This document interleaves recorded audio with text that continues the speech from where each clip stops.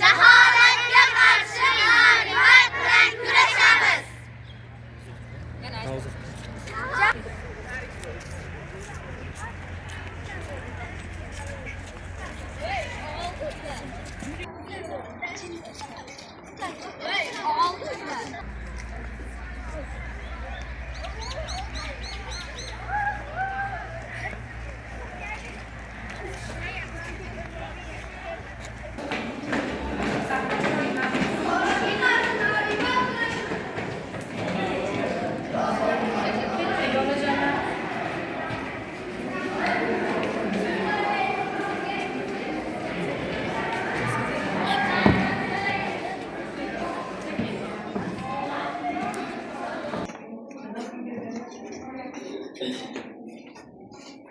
Aziz o'quvchilar, Uloqbosh tuman axborot kutubxonamizga xush kelibsizlar.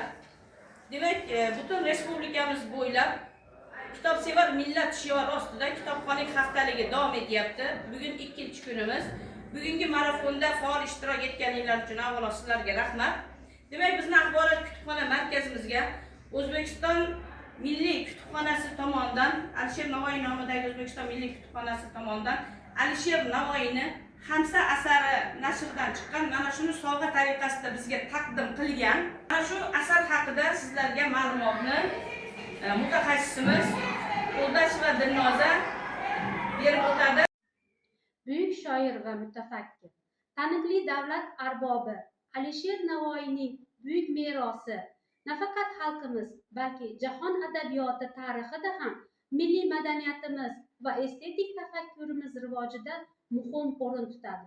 Ulug' shoir o'zining she'riy va nasriy asarlarida yuksak umuminsoniy g'oyalarni, ona tilimizning beqiyos so'z boyligi va cheksiz ifoda imkoniyatlarini butun jozibasi va latofati bilan namoyon etib, yer yuzidagi millionlab kitobxonlarning qalbidan muhim o'rin egallamoqda. Yurtboshimiz aytganidek, jonajon vatanimiz yangi uyg'onish davri 3-renessans poydevorini yaratayotgan bugungi kunda Alisher Navoiyning bezavol adabiy merosi misolida o'zbek adabiyoti va madaniyatini chuqur o'rganish va ommalashtirish har qachongidan ham muhim ahamiyat kasb etmoqda. Aziz kitobxonlar, qo'limizdagi kitob ham turkiy, ham o'zbek tilida nashr etilgan. Ushbu kitobni o'qishga tavsiya etamiz.